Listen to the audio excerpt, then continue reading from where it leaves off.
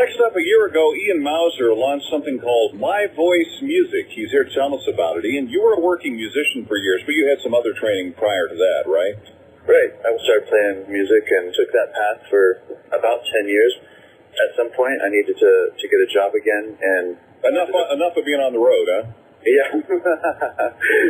Sure. Only because it didn't pay the bills. Right. But anyway, I started working at a mental health treatment facility in Portland, Oregon. Through that, I began playing music in front of the kids on the unit, and they responded really well to that. Some of the staff and the management asked me to host music programs in the summer for some of these kids, and just based on overwhelming reactions from these kids to music and this novel experience. Music really does unlock a lot of doors, doesn't it? Absolutely. Yeah, it can really help get to somebody who might otherwise be impossible to communicate with. So, this My Voice Music now, what was the direct inspiration for that? What was the need you saw out there in the community that you wanted to fill? Right. Well, based off of working in the mental health treatment center that I was at, the number one thing was just providing a positive experience for some of these kids. In the place where My Voice Music works with some of these kids, it can be one of the most difficult times in their life. They're removed from their family by various reasons. So just to give them a positive experience that they can enjoy themselves and be doing something fun. And then the other thing is positive social and emotional outlets, right? Mm-hmm. And so just to get them involved with their peers in a positive manner is a huge thing for them. And then number two, through music, we're learning to express ourselves. And then My Voice Music uses pop music as the form. So we're singing and we're creating something together. And that pop music is really big for most youth that I work with. It's part of their language. It's exactly right. So it provides a script for them to just start expressing immediately. There's a quote, ask a kid how they're feeling and you're not going to get much. Give them a guitar or an instrument and you'll really find out.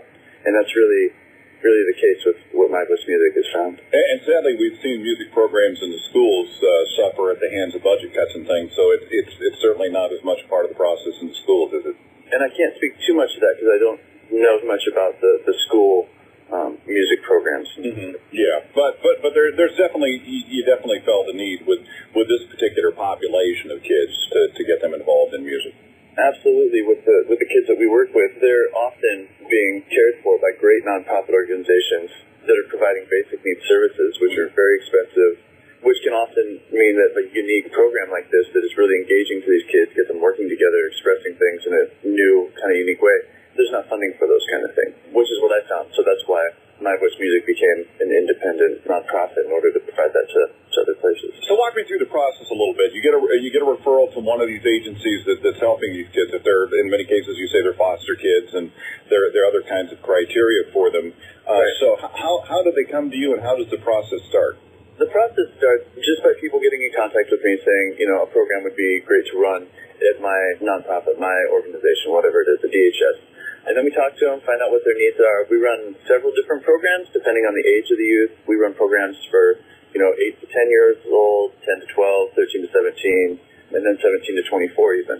Our flagship program, the program that we get a lot of buzz about, is this program where we walk into a group between 4 and 10 kids and we say, let's listen to some great pop music. We take them through, from the 60s to current day hip hop, get their feedback, what they like, how the songs made them feel, get them really talking about it, and then say, we want to write a song with you guys, teach you guys how to play these instruments, and have you perform it and record it in front of the audience of your peers or whatever.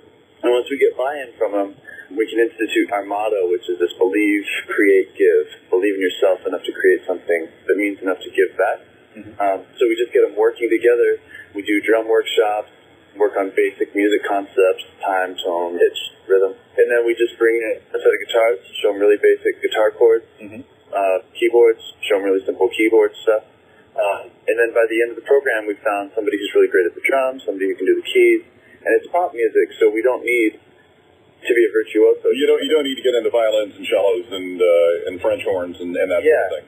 And a simple quarter note can be such a pop hook, right? Mm-hmm. So what are your needs in terms of what the public can do to help out? Do you solicit volunteers, musical instruments? What is it you need? Yeah, so, volunteers to help run our events, to help with our programs, behind-the-scenes things are really big for us. Skilled people like an accountant, a web designer, those things. We're a new organization. We're learning a lot as we go, so anybody who's kind of had a hand in this sort of thing before is super helpful.